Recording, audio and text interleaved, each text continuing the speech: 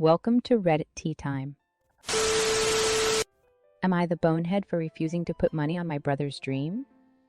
Hey Reddit, I, 24 female, recently found myself in a situation where I'm questioning whether I may be the bonehead or not. I never thought I'd be posting here, but here goes. So, some background. I come from a family that has always struggled financially. We've never had much, and my parents worked hard to make ends meet. They've always emphasized the importance of education, and it was drilled into my head that getting a college degree is the key to a better life. Fast forward to the present. I am the first person in my family to attend college, and I recently graduated with honors. I landed a great job with a decent salary, which has finally allowed me to have some financial stability. Here's where the conflict arises, though. My little brother, 20 male, dropped out of high school a few years ago and has been struggling to find his way ever since. He's been working odd jobs but hasn't found anything stable. He recently approached me asking for help to get back on his feet. Initially, I felt sympathetic and wanted to support him. I offered to help him enroll in a GED program, pay for the classes, and even help him find a job once he's done. But here's the thing, he refused. He told me that he doesn't want to go back to school or work a regular job because he believes it's not his thing. Instead, he asked if I could lend him a significant amount of money to pursue his dream of becoming a social media influencer. He wants to travel, create content, and make a living out of it. Now, I understand that social media can be a legitimate career for some people, but it's risky and success is far from guaranteed. Here's where I may be the bonehead.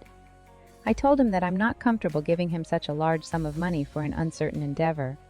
I explained that I worked hard to get where I am, and I don't want to jeopardize my financial stability by making a risky investment. I suggested he explore more realistic options, like getting his GED or finding a stable job, but he got upset with me. He accused me of being selfish, unsupportive, and not understanding his dreams. He said that family should always be there for each other and help in times of need. Now I feel guilty, but also like I'm being taken advantage of. So, Reddit, am I the bonehead? Unless OP's brother looks like a male model and has tons of hot friends too, doubt anyone would want to follow him. Not the bonehead. Tell him to get his GED and cut the crap. No more family card. Not the bonehead. Your brother is only 20, right about the age to realize that most people work jobs they don't really love, even in an industry they enjoy. Literally everyone would say, "That's not my thing, but we're grown-ups now."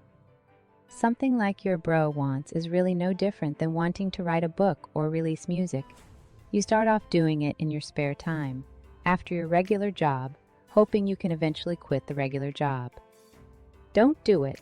If he needs money to fake a lifestyle he cannot afford to be a social media influencer, then he wouldn't be successful anyway. Not the bonehead. Am I the bonehead for refusing to pay my part of the damages to a rental car? My wife and I flew out to spend Christmas with her family. Her sister and her husband did the same, so we decided to split the cost of renting a vehicle. My brother-in-law and I went to rent the car together so both of us could put our names on the form as drivers. However, once we were at the counter, we disagreed on the insurance. I wanted to buy the rental insurance because we would be driving around in a very large city with mostly parallel parking and terrible drivers. Brother-in-law argued against the extra cost and said that his insurance will cover any damages. We talked for several minutes but couldn't agree, so I decided not to add myself as a driver, and he rented the vehicle in only his name. I forwarded him half of the cost of the rental before we left the counter. At some point during the week, someone hit the vehicle and put a hole in the bumper so big that I can put my entire hand in it. Now the rental company is charging him for the damage. I've never dealt with this issue because I've always gotten the rental insurance, so I don't know what's happening with the insurance, but brother-in-law and sister-in-law are asking us for half of the repair cost. I refuse to pay because I don't think we should bear the cost of something that's not our fault. They argue that since we shared the vehicle, we're equally responsible. My wife wants us to pay to keep the peace. Now my wife and I are arguing about it. I think I'm right, so what do you think? You know you are not the bonehead. Your brother-in-law gambled and lost. Not the bonehead, but I also agree with your wife. This isn't a productive hill to die on. Not the bonehead. A simple, I didn't have the money to pay for repairs out of pocket, which is why I was opting for the insurance, should do it. Not the bonehead. You are 100% right, as you were when you wanted to pay for the insurance in the first place. Brother-in-law said his insurance would cover it, so let his insurance cover it. Try not to say I told you so where they can hear it. All that said, if this is going to fracture the relationship, and it's an amount you can tolerate, maybe keeping the peace and maintaining the relationships for your family's sake is more important than being right. Would I be the bonehead for refusing to represent my friend in her divorce? I, 27, female, am a divorce lawyer. My friend Sophia has been married to Tim for 7 months. Sophia married Tim despite everyone's concerns. I refused to go to her wedding out of concern, and so did some of our mutual friends. Her and Tim eloped then, and I stopped talking to her. She works with my husband, so I have only seen her at his work functions and occasionally with mutual friends. Sophia has a good job and inherited a house from a relative. Tim has 3 kids with 2 women that he doesn't see. He is also in between jobs and constantly asking Sophia for money. My final straw was when I met Tim for the first time at a restaurant, and when Sophia went to the bathroom, he opened Tinder on his phone. Despite voicing these concerns to Sophia and staging an intervention with friends, she married him within 4 months of knowing him. I begged her to at least get a prenup, but honestly just gave up after she was adamant on staying with him. Since getting married, Sophia has tried reconnecting with me, but I have stayed away and stayed civil around her as we still share friends. She has now contacted me about divorce advice and representation. I honestly don't want to do it, but we have been friends for so long and I do feel bad for her. Not the bonehead. Is she expecting you to hook her up on fees or do it for free? Not the bonehead. Refer her to another good family law attorney who you know does good work. Not the bonehead. Just tell her that given your relationship, you don't feel comfortable taking on her case and refer her to someone that you know will be able to help. Not the bonehead. Not a lawyer, but similar area and licensure.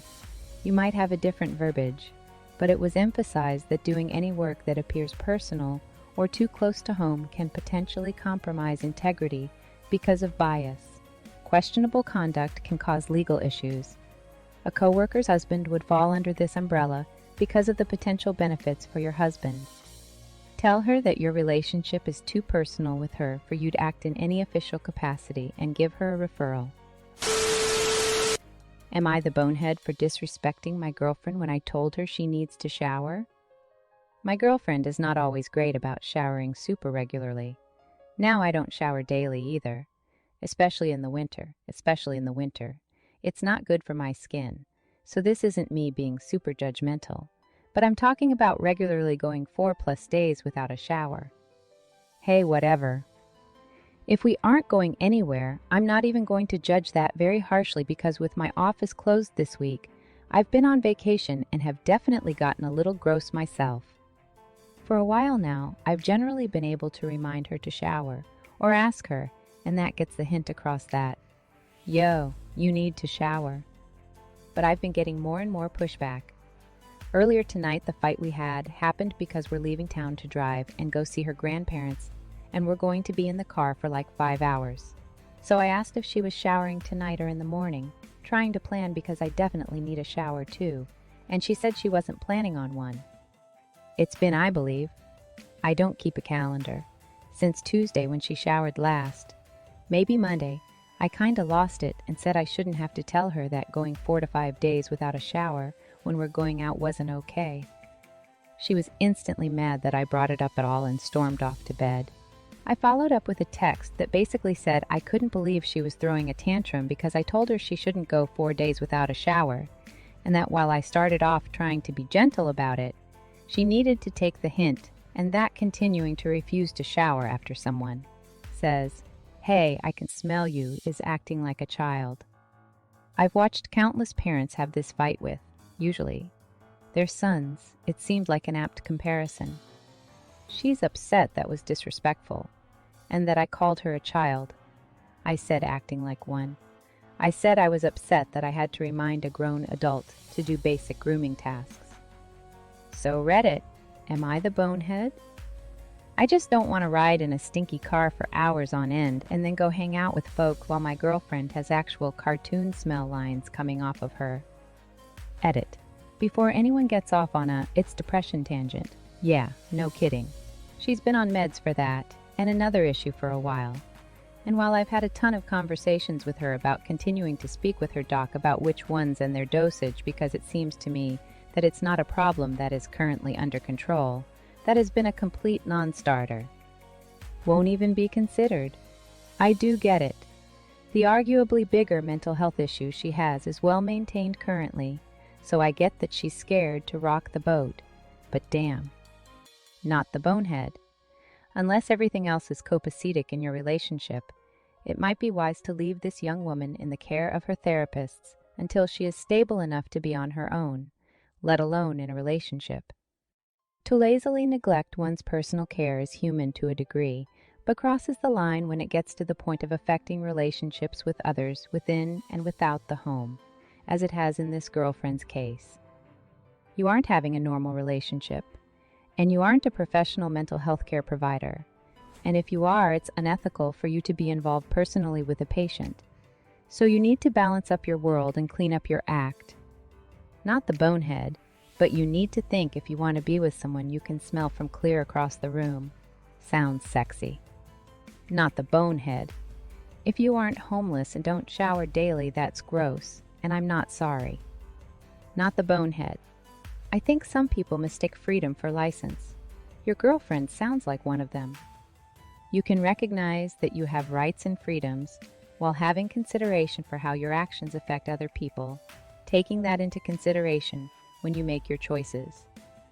License is thinking you have the right to act however you want with no need for consideration for other people and how your choices and actions affect others, while viewing any rejection of that as somehow disrespectful or unaccommodating. Your girlfriend technically has the right to not shower until her miasma causes eyes to water. She doesn't have the right to force others to be okay with it, with them doing whatever she wants them to, such as sharing a vehicle with her having to marinate in her stench for hours. Thanks for listening. I'll see you in the next Reddit story. Take care.